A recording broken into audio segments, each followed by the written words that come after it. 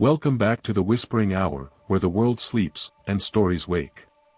Before tonight's tale begins, don't forget to like the video, comment where you're watching from, and tell us what kind of stories you'd love to hear next. And subscribe, so you'll be here when the next story wakes. Now, let's begin. Some towns in America don't wait for you to come home, they just stay exactly where you left them, holding their breath in the dark, ready to pick up your story at the same point where you dropped it. My name is Adam, and the December I returned to Coldwater Ridge, after years of pretending it didn't matter anymore, felt like walking into a moment that had never finished thawing.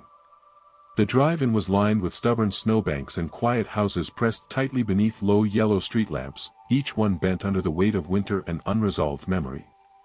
I hadn't planned on stopping there, it was supposed to be a quick reroute, a detour after a highway closure forced me through the county roads. But the moment that familiar green sign appeared through the fog, something in the air changed, as if the cold itself remembered me. I told myself I'd just pass through, maybe refuel, maybe grab coffee, and keep going. But Coldwater Ridge wasn't a town you pass through easily, it was a place that liked to pull people back, especially in December, when the streets were quiet, the river was half frozen, and the past seemed to stand somewhere just out of reach, waiting for the lights to go out. The gas station on the hill hadn't changed at all. Same uneven parking lot, same flickering canopy lights that buzzed in the winter air, same old sign leaning sideways against the wind. As I stepped out of the car, the cold cut through my jacket with that sharp edge only small mountain towns seem to have. While the pump chugged slowly, I glanced toward the row of houses across the road, the same row where I used to walk with Mariah on late December nights, the both of us bundled in mismatched coats, the river steaming faintly in the distance. She had lived on that street in a pale yellow house with a sagging porch and a door that always stuck in the winter. We hadn't spoken in years, not since the night everything went wrong. Not since the winter where someone went missing, and half the town whispered theories while the other half pretended nothing happened. I wasn't there when she left, I didn't stay to help, I just drove away and didn't look back. But standing there on that icy concrete, I felt the town looking back at me. Inside the station, the warmth hit uneven and heavy, like the heater in the corner had been left on too long and didn't know how to stop. The attendant, a man in his late 50s, gray beard, tired eyes, didn't greet me so much as acknowledge me with the smallest nod, the kind you give someone you think you might know but aren't quite sure from where. I grabbed a coffee I didn't want just to have something to do with my hands. When I set it on the counter, the man's eyes lifted for the first time, and his expression changed the moment he really saw me.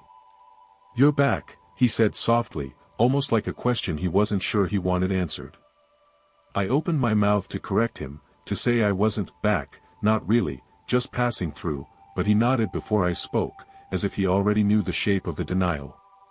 "Town's quiet tonight," he added, voice low, quieter than it used to be. "December does that, people stay inside now." He hesitated before finishing, especially after dark, then he slid the cup toward me and didn't say another word. When I stepped outside, the sky had darkened into that strange violet-blue shade winter takes on when the night comes faster than expected. I should have gotten into the car and kept driving. But something in me tugged toward Main Street, the part of town that had once felt like an entire world when I was young and believed that places could be forgiven.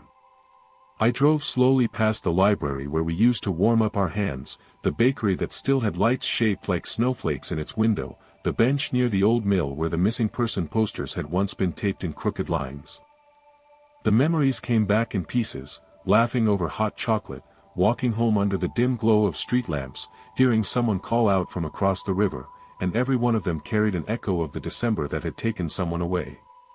Eventually I found myself outside the yellow house. The porch light was on, glowing weakly through flurries of drifting snow. The paint looked more faded than I remembered, and the windows were covered with thicker curtains now, the kind meant to keep out cold or curiosity. I almost kept driving, but my hands were already turning the wheel, already guiding the car to the curb, already deciding something I hadn't agreed to in words. When I walked up the path, the wind pushed the last dry leaves across the pavement with a sound far too loud for how little moved. I hesitated at the steps, before I could knock, the door opened on its own, stopping only when the chain lock caught.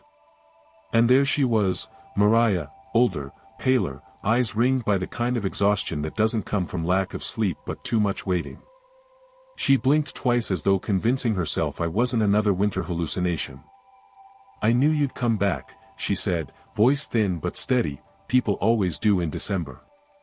She unlatched the chain and stepped aside for me to enter, as if my arrival was less of a surprise and more of a scheduled event the house had been preparing for.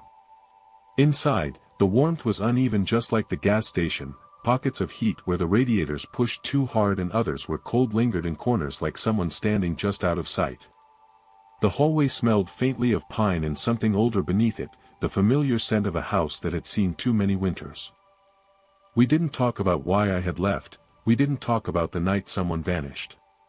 We didn't talk about how everything between us had broken beneath a weight neither of us knew how to carry. Instead we sat at the small table near the window, where a candle flickered in a way candles don't when there's no draft. She asked if I wanted tea, but her voice faltered near the end of the sentence, as if she remembered she'd asked the same question to someone else long after they were no longer there to answer. I said yes just to fill the space. While she boiled water, I looked around the room. There were signs that someone else had lived there recently, an extra mug, a jacket draped over a chair, boots by the door, but no signs that the person was currently there. When Mariah returned with 2 steaming cups, I gestured toward the boots and asked if she'd had company. She didn't look, didn't even glance at them. "Not exactly," she said quietly. "He doesn't stay in one place long, but he comes back in December, same nights, same steps." I didn't want to ask who she meant, I didn't want to hear the name. But silence has a way of shaping itself into questions. She stared into her tea, voice barely above a whisper. "You remember the night he went missing?" Not a question, not an accusation, just a statement placed carefully between us. They searched the woods, the river, the ridge road, everywhere except the place he always walked when he couldn't sleep. Her eyes lifted to mine. "Here." I felt the air shift before the floorboards creaked. A slow, deliberate sound from the hallway, one step, then another. The kind of pacing someone does when trying not to disturb anyone else in the house. I hadn't heard that sound in years, but my memory recognized it instantly. The third step was heavier, followed by the soft thud of a hand brushing the wall for balance. The exact rhythm we used to joke about when we were young, and thought everything could be explained by old plumbing or thin floors. But this wasn't the sound of a house settling, this was the sound of someone walking a familiar path. Someone who used to stand outside that very kitchen doorway and wait to be invited in. Mariah didn't flinch. She closed her eyes for a moment, let out a soft breath, and said, "Every year he gets closer," and sure enough, the footsteps paused just beyond the threshold, the air thickening the way it does when someone enters a room without coming into view. I felt a pressure in the space beside me, like the cold had taken on a shape, not quite human, not quite absence, and was leaning over my shoulder the way he used to when he wanted to see what we were reading or cooking or arguing about. The candle flame bent sharply sideways though no wind touched it. My breath fogged in the air, the house seemed to wait. Then, in a voice stretched thin by years of silence, I heard him. Not a full sentence, just my name, spoken the way someone calls out in the dark when they're not sure if they're alone anymore. It came from the doorway behind me, not loud, not dramatic, but soft and tired, the way a person sounds when they've been walking for too long through the wrong winter. The cold deepened. Mariah set her cup down with both hands, steadying herself. "You never said goodbye," she whispered, not blaming me, just telling the truth neither of us had wanted to face. "He waited, and when you didn't come back, he tried to follow you. But the ridge was icy that night." The pressure in the room tightened, then loosened, then seemed to shift behind us.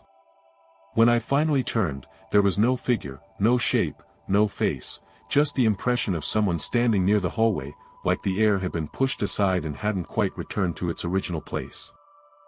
The footsteps resumed, moving slowly toward the back door, the same route he used to take when he couldn't sleep and wanted fresh air from the porch.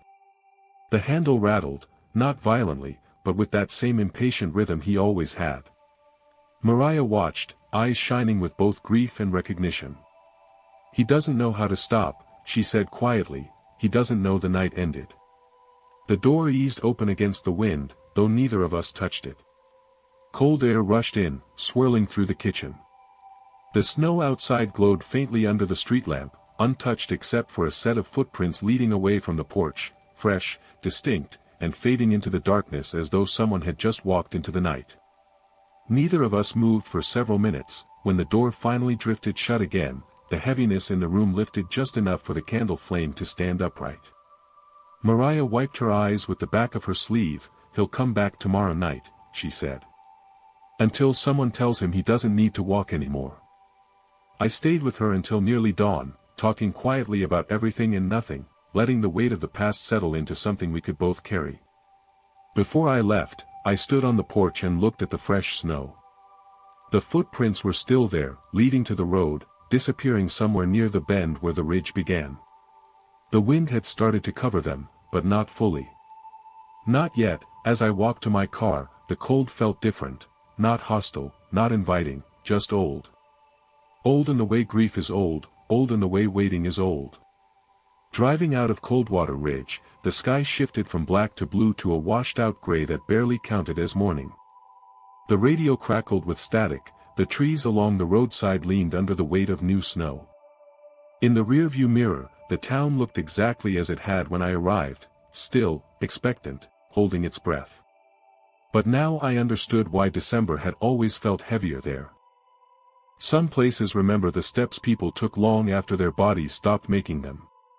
Some winters never end because someone never finished their walk. And some goodbyes don't matter until the moment you finally return to speak them. There are certain Decembers that carry a smell of other people's mistakes, an earthy, metallic edge to the air, as if the town has learned how to keep a ledger of everything people promised and then failed to do. And the December I went back to the apartment I once shared with Jonah felt exactly like that, as if the whole building had been holding its breath waiting for me to come and balance a column. My name is Adam, and I convinced myself the trip was simple and tidy: drive up for a single night, collect a box of things Jonah left behind when he moved out 2 summers ago, and leave before the roads froze over. It was practical, it was clean, and it was a lie. You never return to a place where someone else learned how to be at home without you and expect everything to be neutral. The walls remember names, the radiator remembers where your elbows used to rest, and apartments, more than houses, keep the small, invisible arrangements people make for each other, the mugs left by the sink, the way the couch cushions prefer a certain weight, so when the person who fit those arrangements disappears, the place continues to set a place for them. The building on Halston Street looked smaller than I remembered, squeezed in between a bodega that still sold the same dented packs of gum and a laundromat with a flickering neon "open" sign that had probably been repaired a dozen times. It was the sort of old brick walk-up whose stairwell smelled perpetually like wet coats and forgotten umbrellas, where the elevator rarely worked and neighbors learned each other's stories in the stair chatter. The landlord, a man with a wool cap and patience rubbed thin by years of late rent, let me into the unit without much conversation. When he saw my name on Jonah's file, I said I was picking up Jonah's things, and he just nodded and handed me the key like someone who already knew what ghosts lived in the place. Walking into that apartment felt like stepping into a paused film. The salvaged couch in the living room still leaned a little too far to the left, the same dent in the coffee table where a mug had been knocked once and never repaired lay in its place, and the little succulent that had somehow survived 3 winters on the sill had turned an exhausted, knotted green. I moved through the rooms with the mechanical care of someone doing an errand, checking the closet where Jonah used to keep jackets he swore he'd never wear in the end, peering under the bed for the shoes I'd once joked he'd hide like a raccoon, and stacking the smaller things into the cardboard box I'd brought. But the apartment had a rhythm I remembered in my bones, the particular creak of the floorboard by the kitchen door, the way the hall light stuttered a heartbeat before catching, the way the bathroom tile kept a cooler memory than the rest of the rooms, and the rhythm felt off by degrees that kept adding up. There was a draft that breathed from the back bedroom even though the window was closed, and when I pressed my palm flat to the hall wall I could feel a faint vibration, not the hum of pipes but the echo of dozens of footsteps that had walked the same stretch at strange hours. The small alterations people made to help themselves live, an extra blanket on the second chair, a bowl left by the door for keys, had become rituals, and rituals have a way of growing into something sticky if you leave them unattended. That first night, after the landlord locked the stair door behind me, I sat on Jonah's dented couch and tried to be efficient about the task. The room's single lamp threw a warm circle against the couch cushions, and the rest of the apartment softened into shadow like a hand smoothing fabric. I opened the box and found familiar things that belonged to him in the sensible way objects belong to people: a battered paperback with dog-eared corners, a coffee thermos with the buzz marks of being dropped, a hoodie I used to steal for warmth in winter nights too stubborn to brave alone. The items felt like small proofs that he had once existed in careful, proximate ways here. I should have packed the box quickly and left, I told myself, but the apartment insisted on conversation. It pushed small sensations under my skin: an empty chair that seemed to keep the outline of a sitting person, a coffee ring on the table that hadn't faded, a faint male scent that clung to the apartment fabric like an old spice, and each thing gathered weight like snowfall piling silently on a roof. Around 2 in the morning, after I had stacked the last thing into the open box and laced the top with the tape I'd brought, I heard the first sound that stopped the practical plan in its tracks: measured footsteps in the hallway outside my door. Not hurried, not stumbling, an exact, slow pacing that sounded like someone performing a routine. I stood and listened, heart trying to decide whether to speed up or pretend this was simply the late-night neighbor returning from a shift. The steps moved past unit after unit, then stopped near the stairwell, then turned and returned with the same methodical cadence. The sound had a memory to it. It matched the rhythm I remembered Jonah having on nights when he couldn't sleep and paced until his legs ached, when he'd rattle the mug in his hands and whisper fragments of music into the dark. I told myself it was absurd to project that pattern onto wood and air, and yet something in the tempo made me feel as though I was listening to a name being called out in a voice that could no longer speak. I opened the door, mindful of noise, ready to apologize in that small, neighborly way people do, but the hallway was empty and smelled of cold metal and the dust that gathers on winter stairways.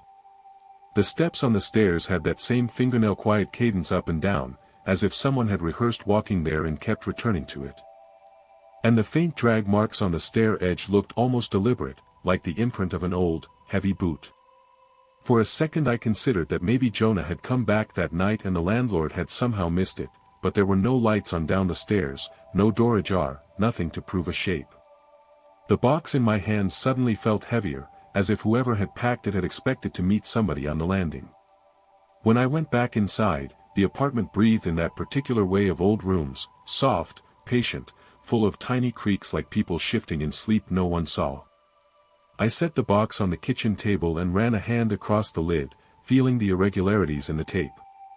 The sound returned then, closer, not from the stairwell but from the back bedroom, that small guarded room with the single bed and heavy curtains that always held back more than light. The steps were deliberate and small, the kind of careful footwork someone uses when they don't want to disturb the person sleeping in the next room. They stopped outside the bedroom door and the air changed like a page turning, something deepened the quiet into attention. A light, like breath, pressed against the wood of the door, not enough to move the knob but enough to make the whole room feel occupied. I moved toward that doorway with the same slow, careful motion the apartment seemed to expect. My hand rested on the knob and felt it cold under my fingers, and then I heard the sound of exhale, soft, almost a laugh without humor, or relief or a recognition, and the voice that came through was not a stranger's. It was a voice like a folded map of old winters, layered with the small tremble of someone carrying weather in their chest. "You finally came in," it said, so quietly that for a second I thought I'd imagined the words. The mouth behind them might as well have been right there on the other side of the wood. The hair on my arms rose until the room felt lined with bristles. "Jonah?" I said because the name landed in my mouth before my brain could decide whether it was appropriate to speak. The reply was not a word but a movement, a soft dragging in the bed as if weight had shifted, as if someone who had been sitting up had eased back into place. The apartment seemed to breathe again, that old, low sound of radiators and the settling of a building that has absorbed many human shapes. Then a soft sound, like keys sliding across wood, from the nightstand. Not loud, not dramatic, just the kind of small, domestic noise that proves someone has been here recently, or is practicing to be. I sat down on the edge of the bed and let my knees remember what my fingers had forgotten, the habit of waiting with someone who plans nothing but the smallness of survival. "You left 3 summers ago," I said, the sentence more for myself than for him. The voice replied after a long pause, not growing louder, not asking for anything, but folded into the room like a secret. "You said you'd be back before winter." Saying it aloud felt like pressing a coin into a crevice, revealing the year the promise had been minted.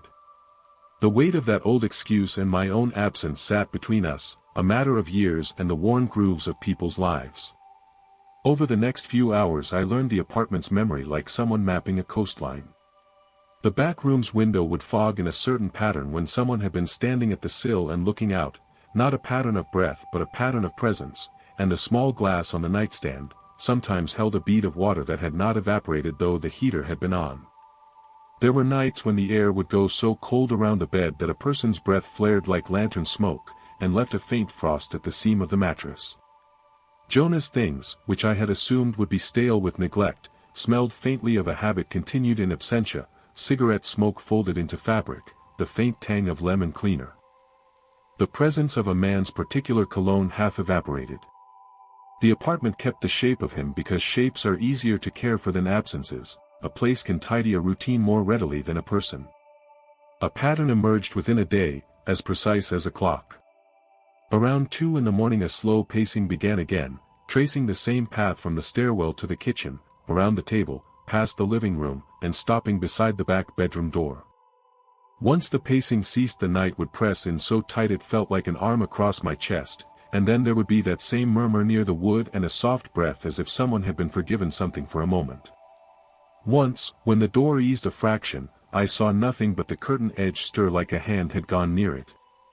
Once, the glass on the nightstand had a faint ring like a cup had been set down not long ago.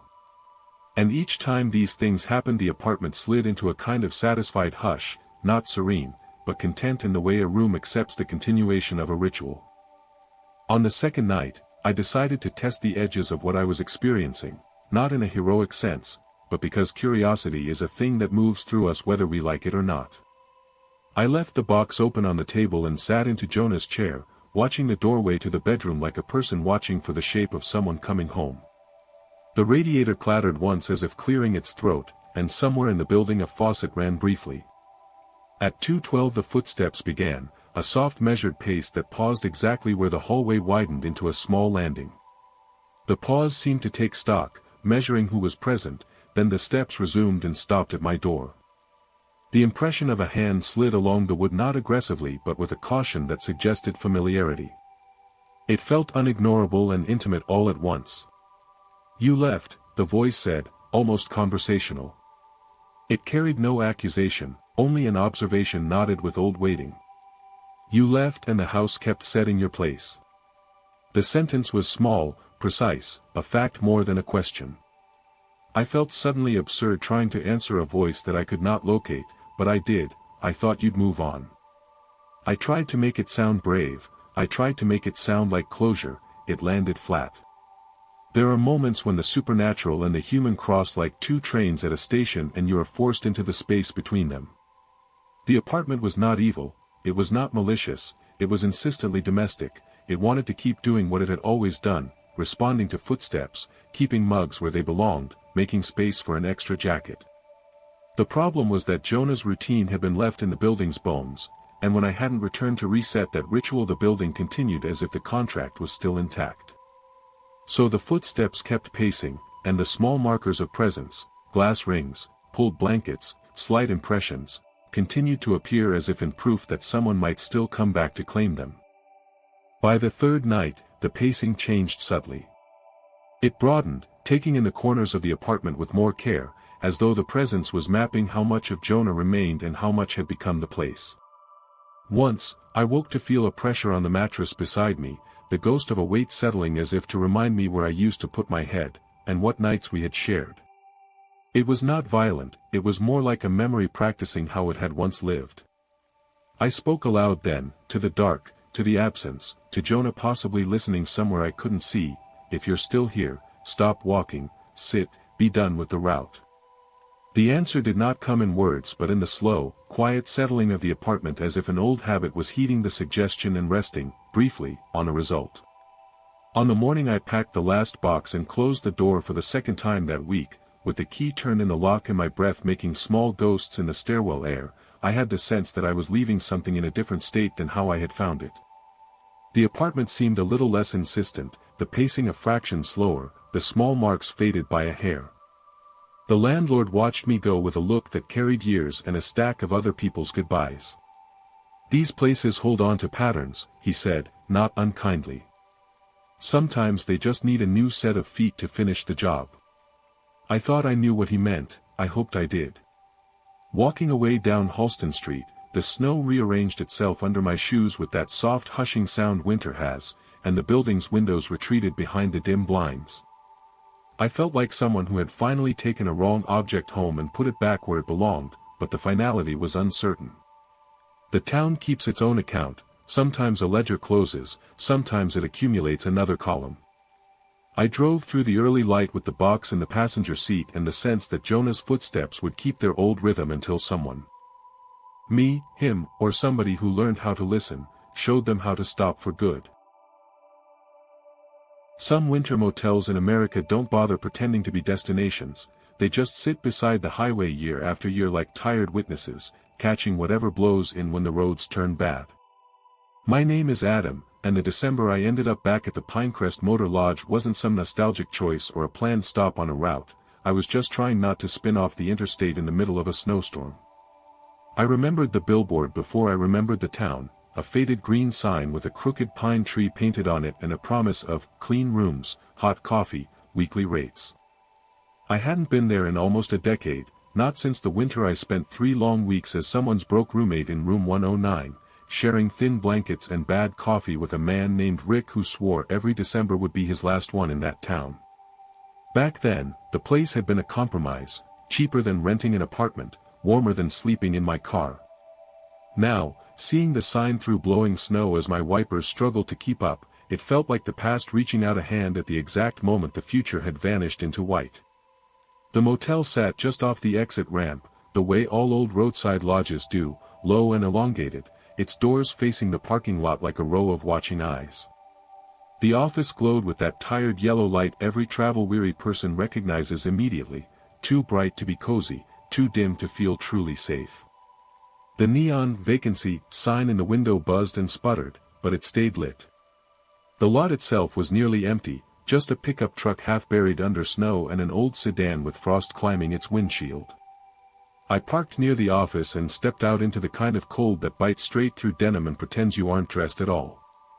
For a second, with the engine ticking as it cooled and the wind throwing small stinging flakes against my face, it felt like no time had passed, since the last time I stood there fumbling for courage and for the handle. Inside, the office smelled like coffee, dust, and the lemony cleaner motels buy in bulk. A small TV flickered on a shelf behind the counter, muted news anchors gesturing at a weather map smeared with blue. The woman behind the desk was middle-aged, hair pulled back, face lined in ways that had more to do with worry than age. She glanced up and gave me the kind of half-smile people in roadside jobs learn, polite, practiced, not too encouraging. "Rough night to be out," she said. "Highway's a mess, you looking for a room just for tonight or a few days?" "Just tonight," I said.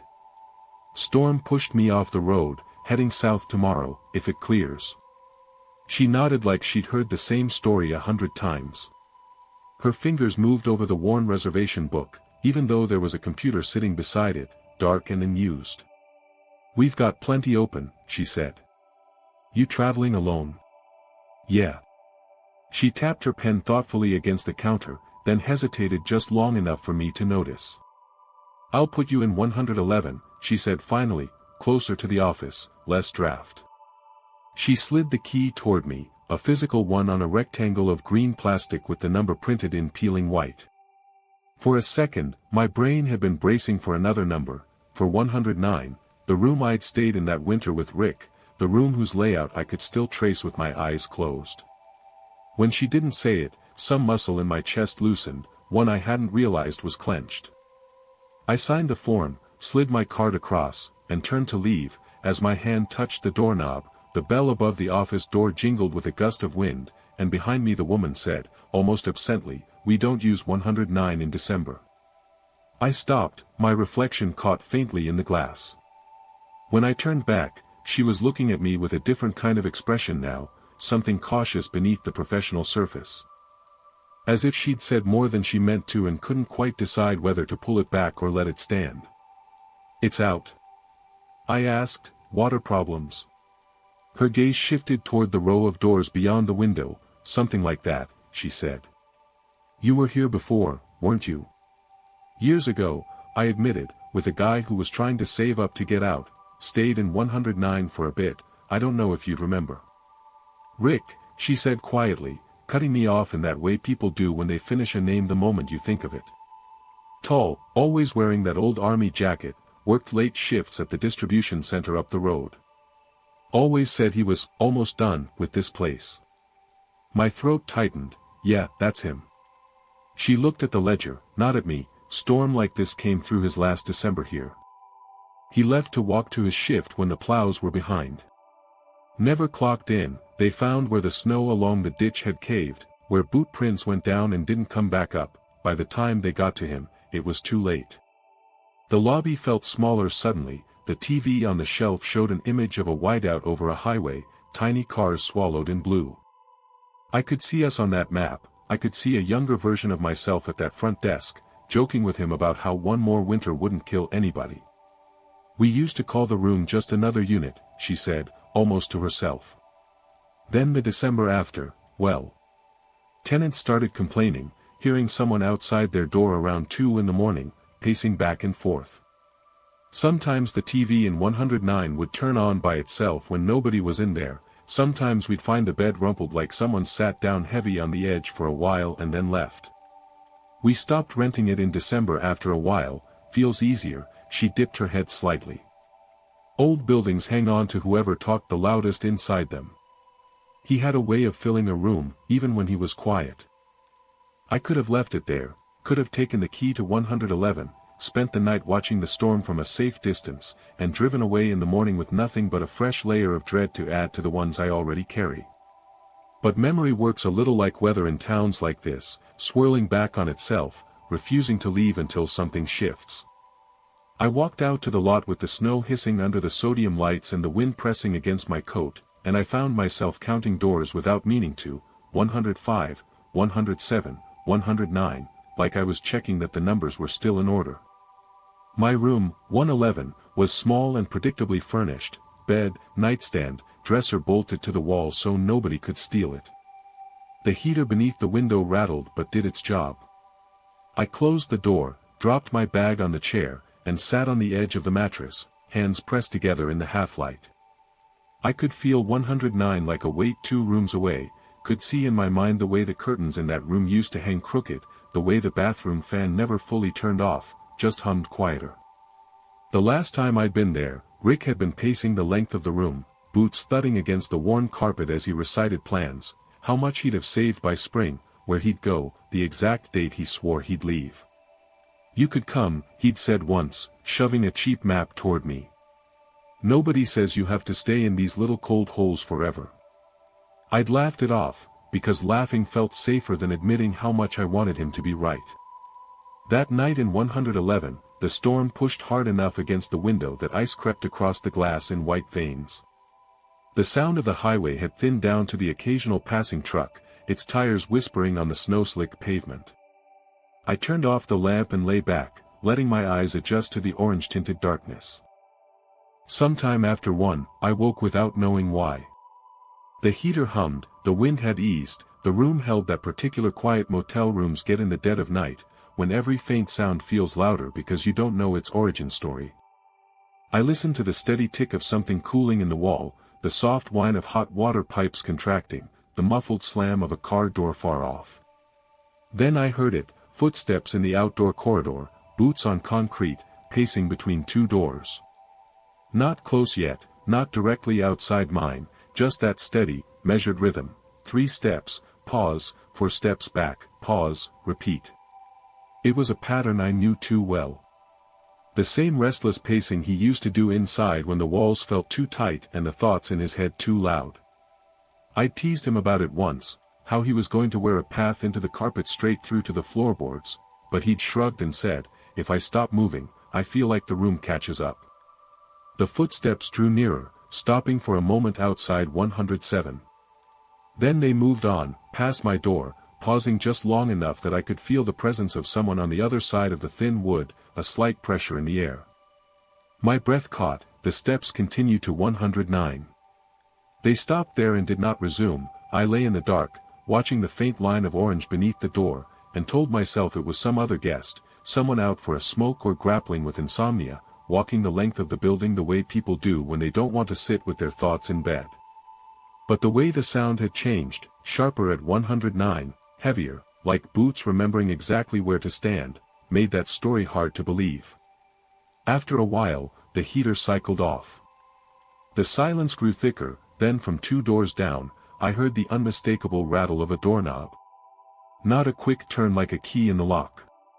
A slow, insistent testing of the handle, like someone who expects it to open and can't understand why it won't. Metal clicked against metal, a dull clank in the cold. It went on for a full 10 seconds before it stopped. I sat up, heart tripping over itself, every nerve in my body trying to decide between fight, flight, and freezing in place. What got me off the bed wasn't bravery, it was anger, at myself, at the past, at the idea of him still stuck walking back and forth in that corridor, locked out of a room that no longer knew how to let him in. I pulled on my jacket, shoved my feet into my boots, and opened the door. The corridor was bright under the overhead lamps, the snow pushed in thin drifts against the walkway edges. My breath puffed out in small clouds. 3 doors down, 109 stood closed, the number slightly crooked on the wood. Nobody stood in front of it, nobody was anywhere, just a row of doors, a rail, a parking lot glinting under ice, and yet the air felt occupied. I walked toward 109 slowly, each step sounding too loud. When I reached it, I stopped and let my hand hover just over the surface of the door. The wood radiated cold far sharper than the air around it, a deep, biting chill that had nothing to do with drafts. "Rick," I said quietly, feeling foolish and sincere at the same time. "It's me, it's Adam." Nothing moved, no shift of snow, no tilt in the light, just the hum of the building and the pulse in my own ears. "You were on your way to work," I went on, my voice barely above a whisper. "You were going to come back, move more boxes around, drink more coffee, complain about the radiator. The road didn't give you that choice. The ditch didn't give you that choice, you didn't miss me, you didn't miss the room. The story ended somewhere else." The doorknob cooled under my fingers like a piece of metal left too long in shade. For a fraction of a second, I felt resistance, like someone on the other side had their hand over mine, holding the handle with me. "You always said December would be your last one here," I said. "You were right. You don't live here anymore, you don't have to walk up and down this row waiting for a key that's not coming." The wind shifted, a soft gust down the corridor that made the old flag at the far end rustle on its pole. The cold against the door eased by a degree, still frigid, but no longer the unnatural, bone-deep freeze it had been. The air around me felt like a long-held breath finally let out. I stood there until my fingertips went numb, then stepped back. For a moment, in the reflection of the office window at the end of the row, I thought I saw another shape beside mine, taller, shoulders hunched in that familiar way, head tilted like he was listening. It faded when I blinked, leaving just my own outline and the soft glow of the neon sign behind it. Back in 111, I didn't bother taking off my boots before sitting on the edge of the bed. The footsteps did not return, no more pacing, no more rattling at 109's lock. The motel settled into the ordinary sounds of a building riding out a storm. In the morning, the lot was covered in a clean layer of snow, the kind that makes everything look new for a few fragile hours. The truck that had been half buried the night before was gone, tracks leading out to the road. I walked along the corridor with my bag over my shoulder and paused once more at 109. The air around it felt like any other spot along the row now, colder near the rail where the wind hit, warmer closer to the walls. No sharp change, no invisible edge. Down in the office, the woman slid my receipt across the counter and asked, in that casual way people do when they are actually listening, "Sleep all right?" "Well enough," I said, quieter than it used to be. Her eyes flicked up to mine, searching. "You heard him," she said softly, not even phrasing it as a question. "I think I did," I replied, or I heard what was left of him here. She nodded slowly, looking past me at the row of doors. First couple of years after he died, it was constant. Tenants in that room would come down complaining about someone pacing. We thought it was pipes or expansion creaks at first, but it had his rhythm, you know. Same way he used to walk, same time of night, December makes echoes of people. She exhaled. Last year it was quieter, this year it's barely been anything, maybe storms don't hold on forever either. I thought about his boots in the snow, about that frozen ditch, about all the plans he'd made for a life that never had a chance to happen. I thought about how many Decembers I'd spent trying not to think about any of it. Maybe he was just waiting for someone from back, then to finally tell him he was allowed to be done, I said. She studied me for a second, then gave a small, sad smile. We owed him that much, she murmured. As I pulled out of the lot, the sky over the highway was still heavy, but the worst of the storm had passed. The road stretched ahead in a long wet ribbon, flanked by fields glazed with ice that caught the light in a way that made the world look briefly softer. In the rearview mirror, the Pinecrest Motor Lodge grew smaller, its row of doors receding into a single strip of pale color against the white. Some places don't move on by themselves, they keep a space for the people who never got to finish what they started, repeating their routes in footsteps and creaks and nightly routines until someone who remembers stands still long enough to listen. Some winters feel heavier than they should because they're carrying not just the cold of this year, but the weight of all the Decembers that came before, layered on top of each other like old snow that never fully melted. And sometimes, all it takes to finally change the story is coming back to the hallway where someone kept walking the same stretch of ground, putting your hand on a door that doesn't open anymore. And saying the words you should have said years ago, "It's over, you can rest, I'm here now, even if we're both late." Some winters in America don't just arrive, they settle into the land like an old truth, stretching across towns and backroads until everything familiar feels slightly different, slightly quieter, slightly more aware of who's walking through it. My name is Adam, and the December I found myself in Hollow Bend wasn't something I had planned or even recognized as a real destination. It was one of those towns you pass on the map without thinking twice about, just a cluster of houses, a grocery store with a flickering sign, and a main road that always seemed to be one storm away from closing. I hadn't been there since I was a teenager, back when my aunt lived in an old Victorian at the top of Willow Lane. My parents used to drop me off there every winter for a week or two, telling themselves it was good for me to spend time with family. Maybe it was, maybe it wasn't. What I remembered most were the halls that creaked no matter how slowly you walked, the dusty windowpanes that caught the dim glow of lamps at dusk, and the attic door that everyone pretended had been sealed shut even though I sometimes heard something soft moving behind it. When my aunt passed and the house was left empty, no one stepped forward to take it. She had been the last thread tying the family to Hollow Bend, and once she was gone, the house simply stood, waiting for something I didn't have a name for. I hadn't meant to return there, but while driving north during a long stretch of heavy snow, my phone rerouted to avoid a closure on the interstate, and each turn brought me closer to a place I'd filed away under memories I didn't plan on revisiting. By the time I realized where the GPS was pulling me, the road had narrowed, the snowbanks had grown tall on both sides, and a familiar old wooden bridge appeared through the swirling white. The second I crossed it, something in the air shifted, not a warning, not a welcome, just the sensation of stepping back into a story I hadn't finished reading.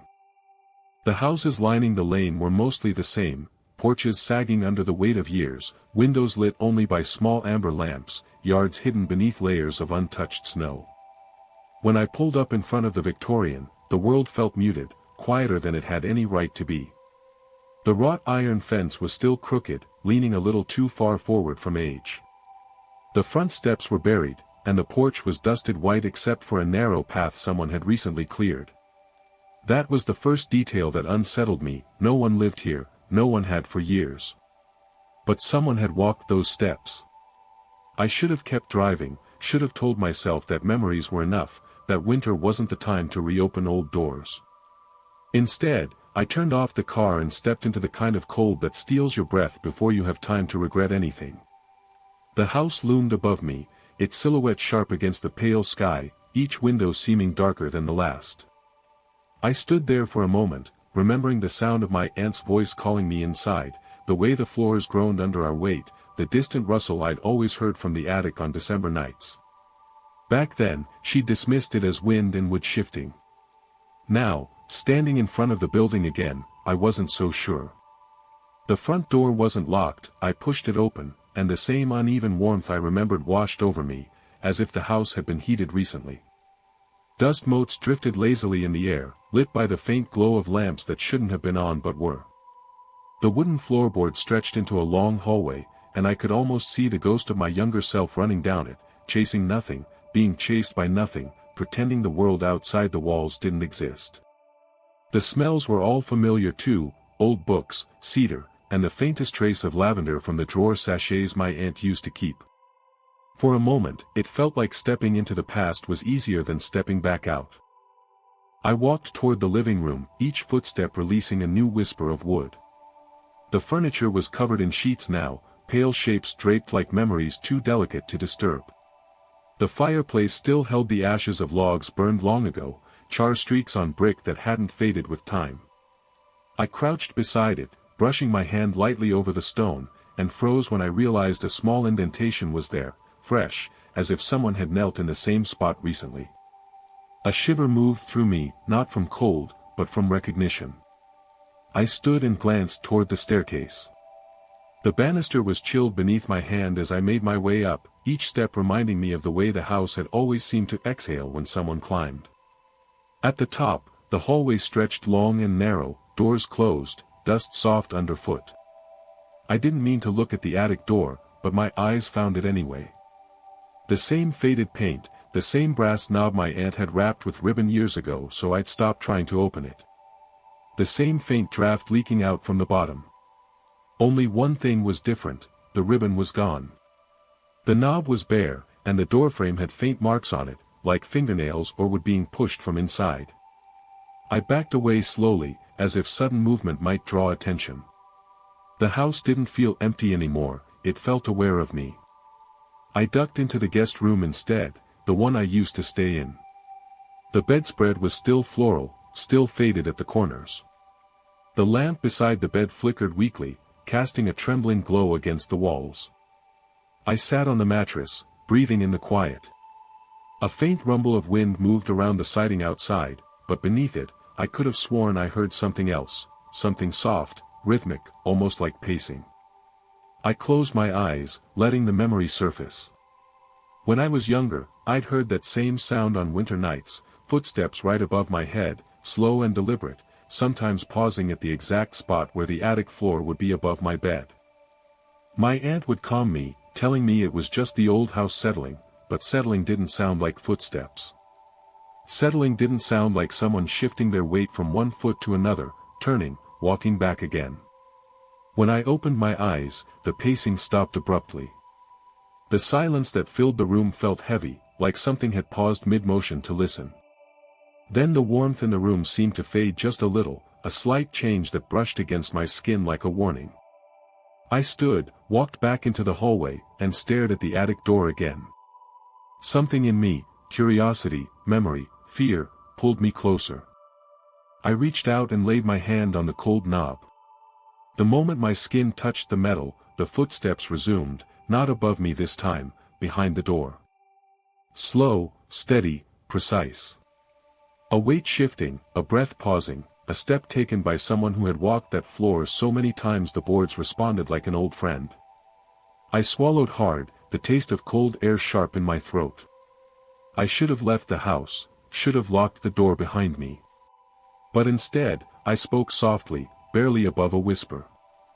"I remember you." The footsteps stopped. A long silence filled the hall, dust hung suspended in the air, unmoving. My heart beat so loudly I could feel it in my fingertips. Then, from behind the door, something brushed against the wood, light, hesitant, like someone pressing their palm against it from the other side. I stumbled backward, knocking into the opposite wall. My breath fogged in the cold that had suddenly leaked into the hallway. The attic door shuddered once, almost imperceptibly, as if someone on the other side was deciding whether to open it, or waiting for me to. Memories flooded in with startling clarity, winter nights curled under blankets, listening to footsteps that weren't mine. My aunt standing under the attic door saying, "It's the past moving around up there. Houses don't forget as quickly as people do." I'd been too young to understand, too scared to ask her what she meant. Now, standing in front of that door again, the weight of her words landed hard. I moved down the hall and into her old bedroom. The curtains were still drawn halfway, letting in a sliver of pale evening light.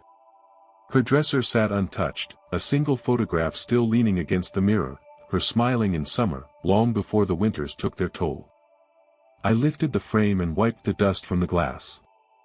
"I'm back," I said quietly, unsure whether I meant it for her, the house, or the thing that paced above me. As the sun dipped fully below the horizon, the lamps flickered and the house grew colder. I could hear the attic again, movement, weight, a slow turning as if whoever was up there was listening to my steps. I made my way downstairs, thinking distance would ease the tension. It didn't. Even in the living room, the sound followed me, soft but clear, a presence that didn't bother hiding. I stood near the fireplace, staring at the ashes. "You can come down if you need to," I said, the words trembling out of me.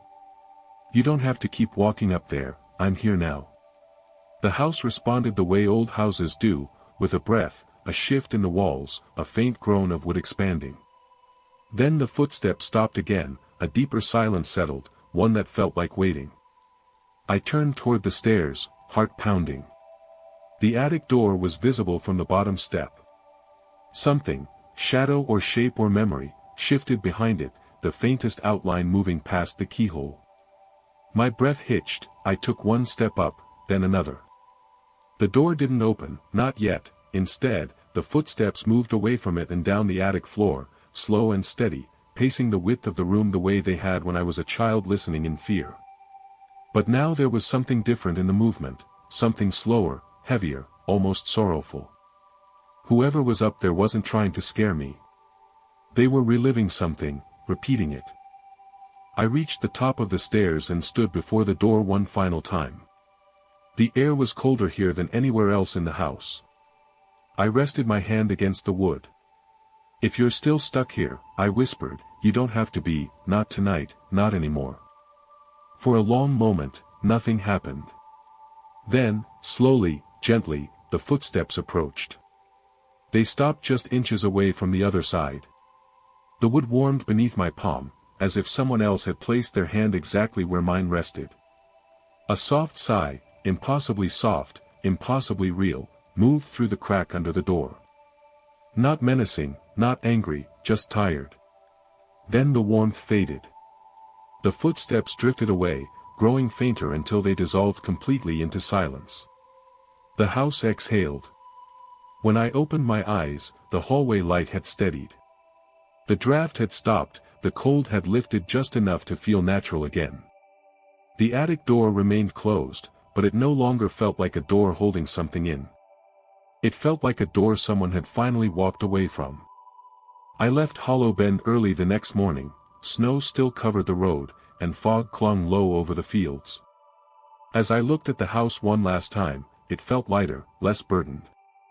Some winters hold on to people longer than they should, some memories keep walking long after the person who made them is gone, but sometimes all they need is someone to come back, not to solve anything, not to reopen wounds, but simply to acknowledge the weight carried in the quiet.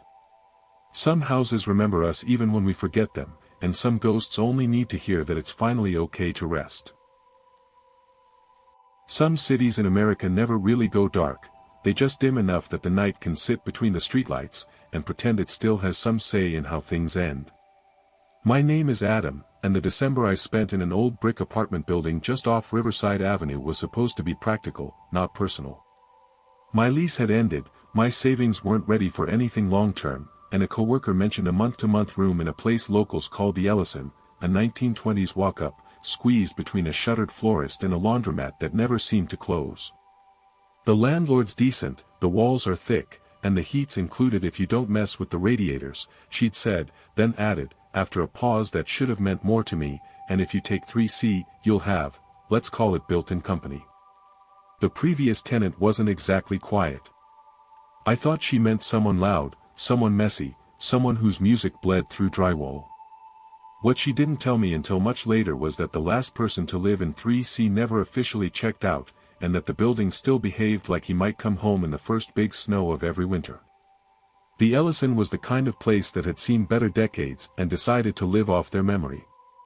For stories, red brick stained dark near the base where snowmelt and city grit had worked their way in over the years, a front door with a buzzer panel that no longer corresponded neatly to the names taped beside it, a narrow lobby with a checkerboard floor worn smooth in the center from thousands of tired feet. Someone had hung a string of cheap, blinking white lights around the mailboxes, but half the bulbs had already died, so it looked like the building was trying and giving up at the same time. The landlord, a man in his late 50s with a thinning ponytail and a Carhartt jacket, met me at the entrance and led me up 2 flights of creaking stairs. The hallway smelled like dust, old coffee, and whatever had been cooked in the last 8 hours. Apartment 3C sat near the end, its door painted a slightly different shade of brown than the rest, as though someone had tried to freshen it up and stopped halfway through the job. Inside, the place was small but not miserable. A narrow living area with a big front window looking down on Riverside, a galley kitchen with cabinets painted an old shade of mint that had almost come back into style, a short hallway leading to a bedroom and a bathroom that had clearly survived several eras of tile trends. The radiator in the bedroom crouched under the window like an old dog, humming faintly. There were marks on the hardwood floors where furniture had sat for years and then vanished, and a faint outline on one wall where a bed's headboard had once been. The landlord pointed at the radiator and said, "Hisses like it's possessed, but it works. Don't close the valves all the way or she'll punish you for it. Month to month, cash on the first, you're quiet, you don't bring trouble, we get along. Any building quirks I should know about besides the radiator?" I asked, more out of habit than concern. He scratched his cheek, eyes flicking once toward the window and then back to me. "Old pipes, hot water runs better in the morning, mailman's lazy so don't expect miracles," he said. Then, after a beat too long, and December's a little noisy, whined through the bricks. "Don't let it get in your head." That first week, life settled into the kind of pattern that makes cities feel smaller than they are. I worked, came back after dark, climbed the 2 flights with grocery bags or tired steps, and learned the building's particular vocabulary, how the downstairs neighbor's door stuck and needed a shoulder, how the elevator cables whined just enough that you never quite trusted them, how the front door's buzzer had to be pressed twice in quick succession, or it pretended you hadn't tried. At night, my living room window glowed faintly with the reflection of the streetlights. I could see the river in the distance, a darker strip beneath a higher black, fog steaming off it some mornings when the temperature dropped hard. The radiator clanged and hissed and muttered, but it kept the chill off. For a while, I convinced myself that was all anyone could ask of December in a place like that. The first odd thing was small, easy to dismiss. One night, around 1 in the morning, I woke to the soft scrape of something against the floor in the living room. Not loud, not aggressive, just the faint sound of weight shifting, like a chair leg being nudged or a shoe being dragged a few inches. I lay still, listening, heart rate ticking up into that automatic alert, the body goes to when it has no idea what's happening but knows it's happening at the wrong time. The building groaned once as the furnace kicked, and then I heard it again, a gentle, dragging step from the direction of the window toward what would have been the far wall, if a bed had still been there. One step, a pause, another.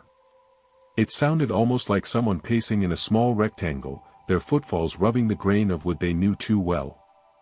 I told myself it had to be the neighbor above me, but I knew the shape of the sound of their footsteps by then, heavier, quicker, punctuated by occasional laughter and thumps when they dropped something, or bumped into a piece of furniture.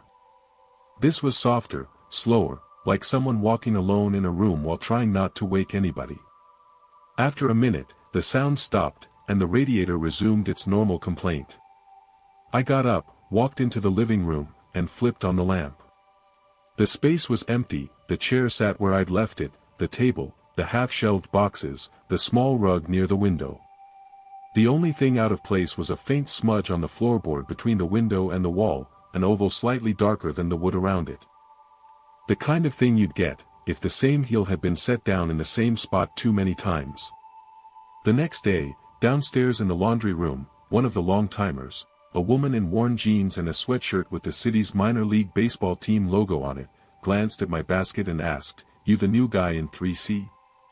When I said yes, she gave a small wince that wasn't unkind. "If you hear someone walking in your living room around 2, don't call the cops," she said. "You'll just waste everybody's time, we've all tried that." I must have looked confused enough that she softened. "The guy before you," she said. Jason, tall, thin, always a hoodie and headphones, worked nights at the Riverfront Hotel. Lived in 3C for years, good tenant, paid on time, never screamed at anybody, didn't fry fish at 3 a.m. Last December, he slipped walking back from the bus stop during the first big storm. Black ice by the crosswalk. They say he hit his head on the curb before anyone could get to him. Paramedics did what they could, but some things are just over when they're over. For a while after, his mom came every week and sat in the lobby, like she was waiting for him to come home from his shift. Then she stopped. The building, though, she shrugged. The building kept some of his habits, you'll hear it, don't panic. I tried to laugh it off as one of those morbid local myths that give old buildings personality, the kind of story people tell themselves so the tragic thing has a shape. But that night, when the storm finally blew in for real, I understood why nobody in the Ellison found it funny. Snow came in sideways sheets against the glass, streaking the view of Riverside until the traffic lights blurred into smeared red and green halos. The wind pushed through whatever cracks it could find in the old window frames, making the radiator hiss more insistently. Around 1:30, the building felt like it always does before something starts, too quiet, too balanced. As if the air were waiting. I sat on the couch with a mug of tea, some muted show playing on the TV mostly for company, telling myself that if I stayed awake and paid attention, I'd catch the source of the sounds and finally pin them down to normal things. At 1:47, the radiator gave a long, sighing rattle, as if exhaling. At 1:49, the footsteps started. They came from the window this time, clear enough that I didn't have to pretend I might be imagining them. One soft thud of boot on wood near the sill, a slow step inward, another. The sound traced an invisible rectangle about 6 feet long and 4 feet wide, toward where the bed would have been, along the wall, back toward the window, pause, repeat. I listened, following the pattern in my head. One corner by the radiator, one corner by the wall, one by the window, one by the door. Not frantic, not searching, just pacing.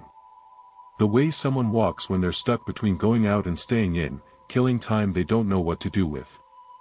After a few minutes, something changed.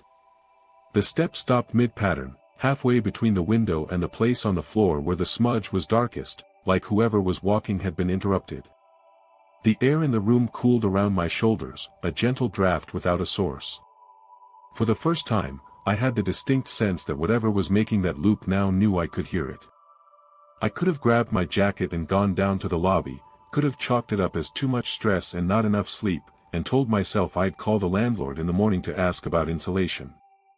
Instead, I did the thing you only do when you've lived long enough in places that carry their own ghosts, metaphorical or otherwise. I spoke to the room like it was another person.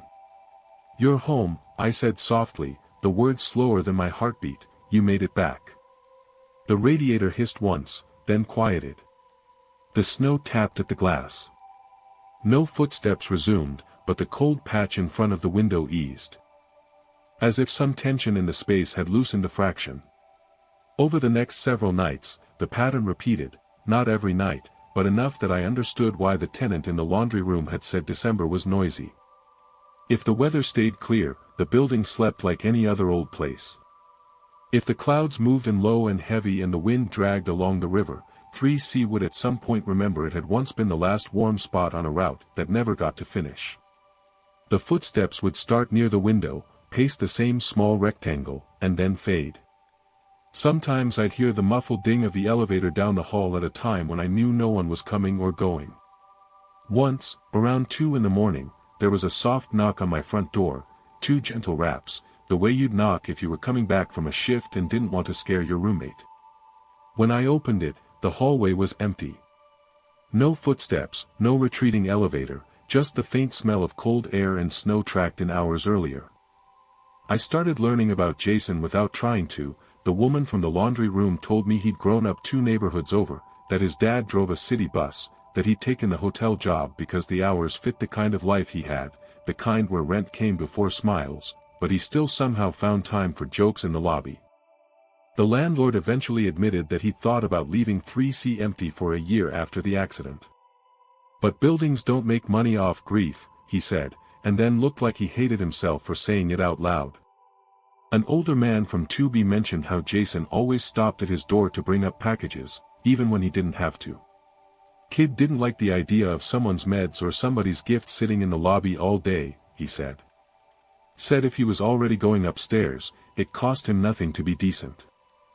The more I heard, the less the sounds in my living room felt abstract. They weren't generic creaks anymore, they were the echo of a specific person's routine. The bus dropped him at Riverside, he cut across the slush, he climbed the stairs, he walked the same path from the window to the bed to the door and back, maybe shedding layers, maybe texting someone he was too tired to see. The last winter of his life had carved that loop into the building's memory, and now, every December storm, it played the route again whether anyone was listening or not.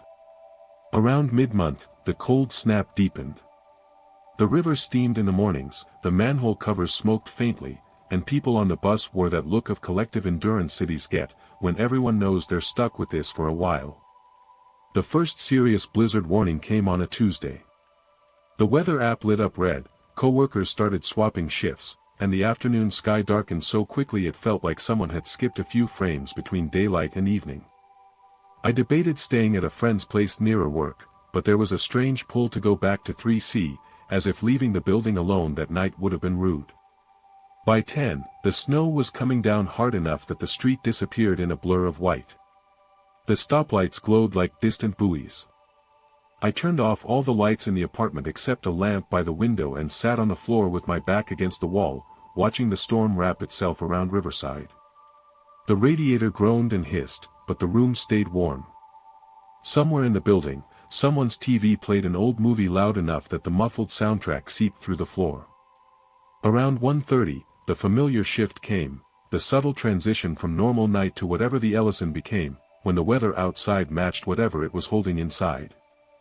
The first step landed near my right shoulder, close to the window. A soft thud, weight familiar, direction practiced. A second followed, then a third, tracing the invisible rectangle I now knew by heart.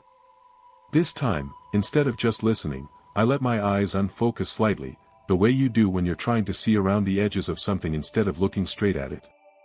The air seemed to thicken in the center of the room, not enough to take shape, but enough to suggest fullness.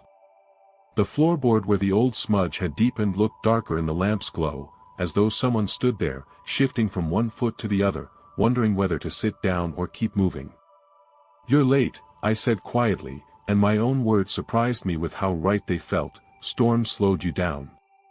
The pacing slowed, then stopped between the window and the wall. The radiator clicked and released a long, slow breath of steam. A draft rolled across the room, not sharp like when the wind pushes through the old frames, but soft and steady, brushing past my arms and settling somewhere near the door. "You were trying to get home," I went on, "because once you break the barrier and talk to a pattern, it's hard to go back to pretending you don't understand it. Road turned on you, ice did what ice does, and you never got to do the last part. That wasn't a choice you made, it wasn't some failure, it just happened faster than you could stop it." Something in the room shifted, not physically, but in the way attention shifted. The silence grew deeper, more focused. I thought about the nights in my own life where the only thing that made sense was the routine, door, window, bed, phone, repeat, because the day outside had been too much. I thought about his mom sitting in the lobby, waiting for footsteps on the stairs that never came. I thought about how December has a way of keeping people stuck in the moments they were supposed to get past. "You've been doing this a long time," I said. "Walking that same loop, window, bed, door, back again. Maybe because your body never got to finish it, maybe because the building remembers and doesn't know how to forget. But I'm here now, I live at the end of the route you were aiming for, so I'll say it for you." The draft lifted off my arms like someone standing up. The darkest patch on the floor seemed, for just a second, to soften at the edges. "You made it to your door, Jason," I said. "This is you coming home, not the night you died, not the ice, not the curb. Right now, this December in this room, is your ending instead. You're back, you're inside, you can stop walking that other street." It felt ridiculous and entirely necessary at the same time, talking to empty air in a half-lit, storm-wrapped apartment. But the building responded the way old places sometimes do, when you finally say the thing they've been hinting at for years. The cold pocket in the center of the room loosened and then thinned, like breath on a mirror fading. The space between the window and the wall felt less crowded, less tense. The weight of whatever had been pacing that loop for so many winters lifted just enough that the radiator sounded, for the first time since I'd moved in, like ordinary plumbing instead of a tired complaint. The footsteps didn't resume, no late knock came at the door, the elevator down the hall stayed quiet. For the rest of the storm, the Ellison sounded like nothing more than an old building being pushed on by winter, no different from 100 others lining the river. The days that followed weren't miraculously lighter, but they were quieter in ways that mattered. The next small storm rolled in, and I braced myself out of habit for the familiar loop in the lonely hours after midnight. It never came. I still heard my upstairs neighbors stomping around, the elevator cables whining, the downstairs door's hinge protesting shifts in temperature. The building remained itself, but 3C stopped playing that one loop on repeat. The shadowy smudge on the floorboard slowly faded under the everyday scuffs of my own pacing, until it was hard to tell where his worn path ended and mine began. Months later, when I ran into the woman from the laundry room carrying a basket downstairs, she asked offhandedly, "You sleeping okay up there now?" When I told her I hadn't heard the late-night walking in a while, she looked up toward the ceiling and said, quietly, "Good. Somebody must have finally walked him all the way home," then she added, almost to herself, "About time." I moved out of the Ellison the following fall, not out of fear or restlessness, but because life finally nudged me toward a place with more light and fewer stairs. On my last night in 3C, I stood by the window with the radiator humming beneath it, watching the river catch the reflection of the city in long, broken streaks. The apartment felt like any other now, imperfect, drafty, warm enough, carrying traces of other people's lives but not weighed down by any one of them. Before I turned off the lamp, I looked at the space between the window and the wall, at the floorboard where that old, too frequent heel mark had once been sharp.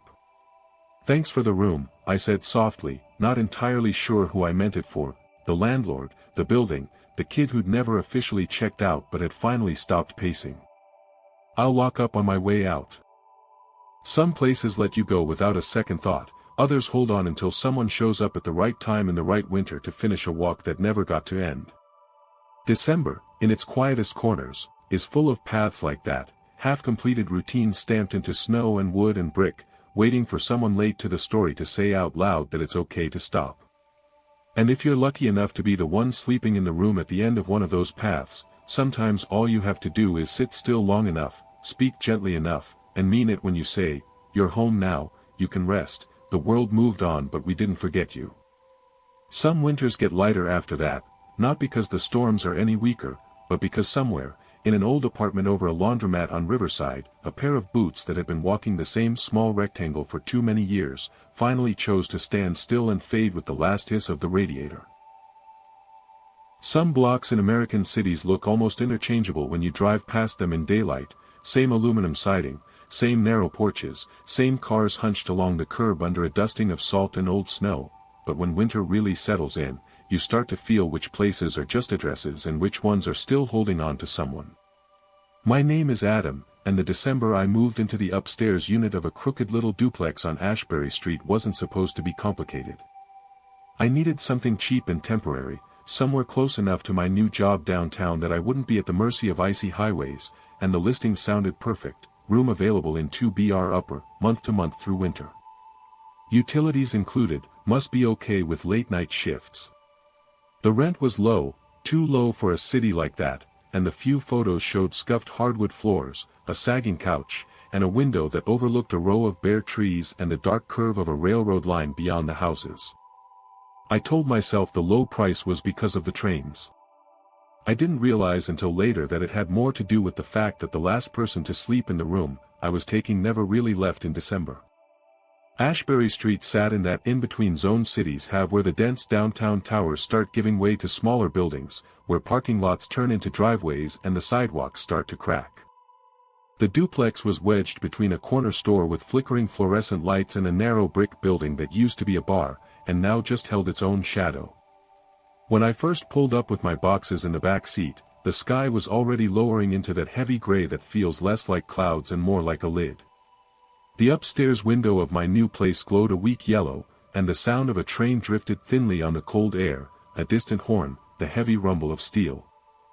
My future roommate, Ben, met me at the front door, his breath fogging in front of a beard that looked like it was growing mostly out of fatigue. "You must be Adam," he said, stepping aside to let me in. "Sorry about the stairs. The railing's older than both of us, so try not to lean your whole life on it." The shared door opened into a narrow hallway that split left for the downstairs unit and right toward a steep set of stairs. The air smelled like radiator heat, cooking oil, and the faint, stale note of cigarette smoke that never quite leaves old buildings, even if nobody's lit one in years. The steps creaked in a way that felt less like a complaint and more like an acknowledgement of every move-in and move-out they'd seen. Upstairs, the unit opened into a small living room squeezed with a couch, a coffee table scarred by old water rings, and a TV perched on an old dresser. The kitchen was tucked around the corner, all mismatched cabinets and one good pot hanging from a hook. A short hallway led to 2 bedrooms and a bathroom that had probably been renovated, once in the early 90s and never since. "That one's mine," Ben said, pointing to the first door on the left. "Yours is at the end. Closet small, but the radiator works. Trains are loud the first week and then stop existing, mostly."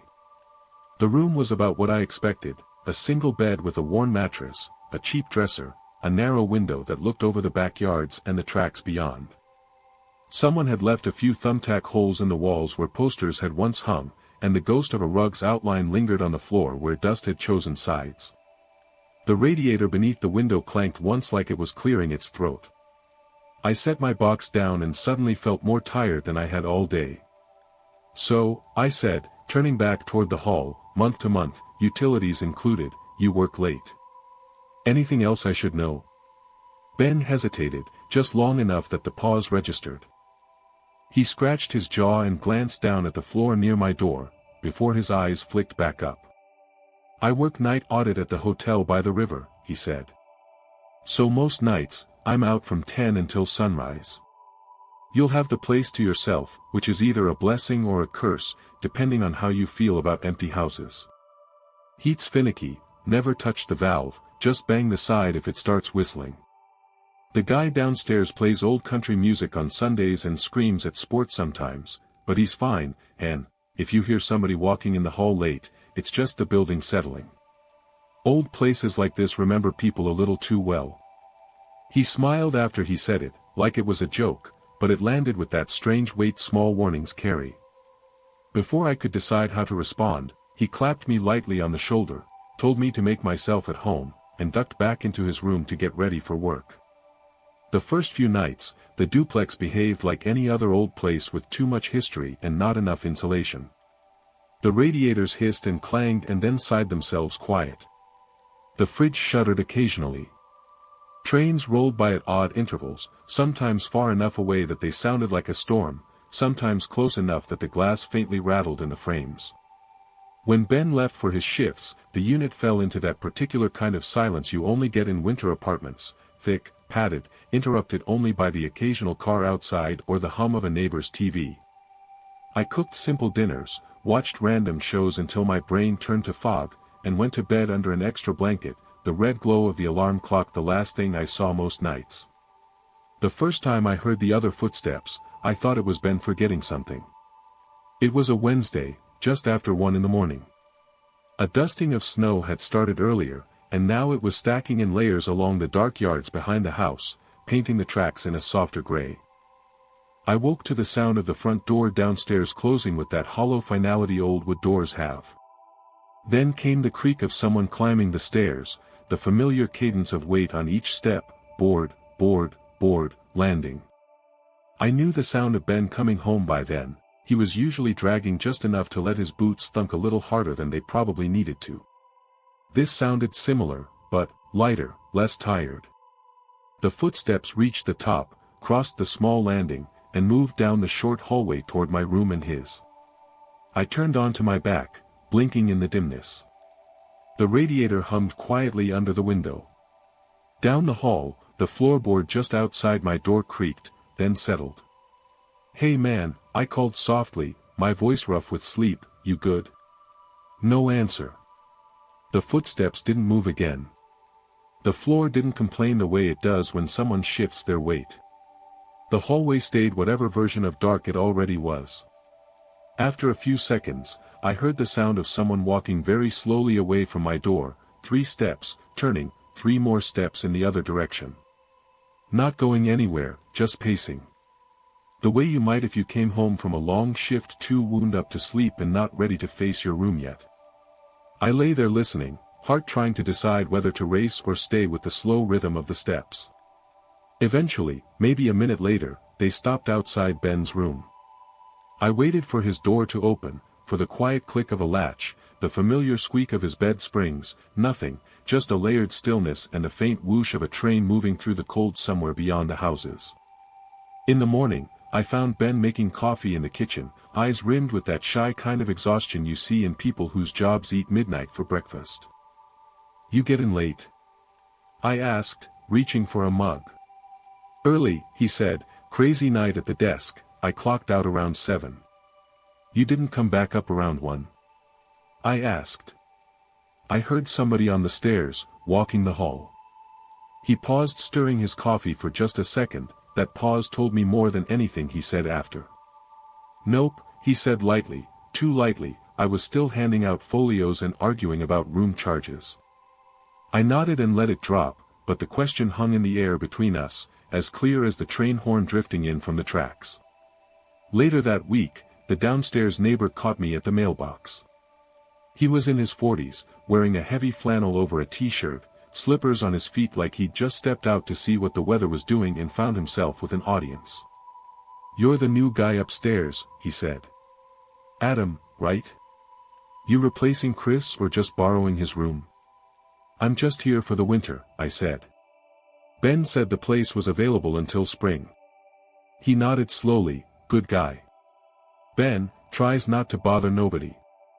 That room you got used to belong to a kid who was here a long time, quiet, kept odd hours, always had headphones around his neck. I used to hear him listening to games late at night, when the signal would cut in and out and the announcer sounded like he was talking through ice." He smiled a little at the memory, then his face shifted. "Storm got him, or the tracks, or both. He told me the short version. Kid's name was Chris. Studied part-time, worked second shift at a warehouse by the highway, saved money like it was the only way to survive, which, in his case, it probably was. Took the room from Ben 2 winters ago, told him he'd stay until he had enough for his own place. The duplex sat not far from a pedestrian crossing over the tracks, the kind where warning arms came down more out of habit than precision, and people cut it close between signals more often than they should. One December night, first storm of the season. Ice under a layer of snow, poor visibility, rushed to get home after a shift that went late. Witnesses disagreed about the details, some said he slipped, some swore he tried to beat the warning lights, some blamed the engineer. Either way, the train didn't have enough track to stop. The police called it an accident, the obituary called it a tragedy, the building, from what I could tell, called it incomplete. After that, the neighbor said, Ben kept the room empty for a while. Tried not to rent it. Thought it'd be bad luck or something, but mortgage companies don't take feelings, so, he lifted his shoulders. You might hear him, December does that. Don't freak out, he never was the kind to cause trouble. That night, I didn't bother trying to blame the sounds on anyone else. Snow fell hard, laying down a white that made the whole block glow faintly under the streetlights. The trains sounded louder than usual, their horns sharper in the cold air. Ben left for his shift a little before 10, pulling on his dark jacket and muttering about Christmas tourists, and how nobody tipped the night staff enough to make up for it. I wished him luck, watched the upstairs door close behind him, and listened to his steps descend. After that, the duplex felt like a shell, walls, heat, and me. I turned the TV low, more for company than attention, and sat on the couch with my legs pulled up, listening to the radiators complain. The clock on the microwave slid past midnight and edged closer to the hour, when the house seemed to remember its missing piece. Right on cue, a train horn split the distance, closer this time, the rattle of wheels over rails shivering up through the bones of the building. As the sound faded, a smaller one took its place, the hollow thud of the downstairs door closing. The steps up the stairs were slower now than the first time I'd heard them. Not stumbling, not dragging, just steady, familiar. The way you walk toward home when your body already knows every inch of the path and your mind is elsewhere. They reached the landing, crossed it, and hit the hallway. A board near the kitchen creaked. One in front of the bathroom door complained softly, then the one outside my room spoke up, just as it had before. I sat on the edge of the bed, staring at the small gap beneath my door, where a faint strip of lamplight from the living room spilled along the floor. The shadow shifted there, darkening the strip for a heartbeat before light returned. Whatever was walking paused, close enough that I felt the tiniest shift in the air, a coolness against the bottom of the doorframe, like a draft with intent. "You lived here," I said, voice low but steady, "this was your room." There was no reply, not in words, but the floorboard just beyond the door creaked once in that way it does when someone shifts their weight from one leg to the other. I could see it in my head now, hoodie, headphones, work boots damp with snow, shoulders hunched against the cold, maybe that shell-shocked tiredness you get after too many nights in fluorescent light. The steps moved on, down toward Ben's door, then back to mine, looping the short hall. Not frantic, not lost, just repeating something the building had learned too well to forget. At some point, staying inside my room felt more foolish than opening the door. I stood, wrapped my hand around the knob, and turned it slowly. The hallway was empty in the way that really only means empty to the eye. The little lamp in the living room cast a soft glow down the corridor, catching the edges of doorframes, the slight shine of worn varnish on the floor. The air was a degree colder than it had been in my room. The board in front of me gave a small noise, the kind it makes under fresh weight. "Chris," I said, quietly, giving the name shape in the air for the first time while standing there, "you made it up the stairs." A train sounded again in the distance, muted by the snow. "You were supposed to cross," I went on. "Come home, drop your bag, maybe check your phone, put something on the TV, complain about your shift. You probably did that 100 times, then one night the ice didn't care about that. The cold pocket in the hall didn't press closer, it didn't move away, it just stayed, listening, like a dog that doesn't know you but recognizes certain tones. You didn't fail at coming home," I said, "you didn't mess up the route. The world just ended faster than you could restart it, but the building," I looked around at the peeling paint, the sagging ceiling, the doors with their crooked numbers. "The building kept the part of you that was always reliable, stairs, hall, this room." I stepped back into my doorway and leaned against the frame, giving the space in front of me room, the way you move to the side for someone stepping past you. For a moment, the air in the hall felt less empty, like it had thickened just enough that my skin registered another presence nearby. "You don't have to walk it every December," I said. "Not anymore, you got home tonight, consider this the night you made it all the way." Something eased then, subtle but real.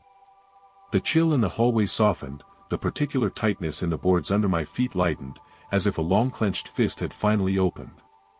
Downstairs, a door closed somewhere in another unit, ordinary and unconcerned.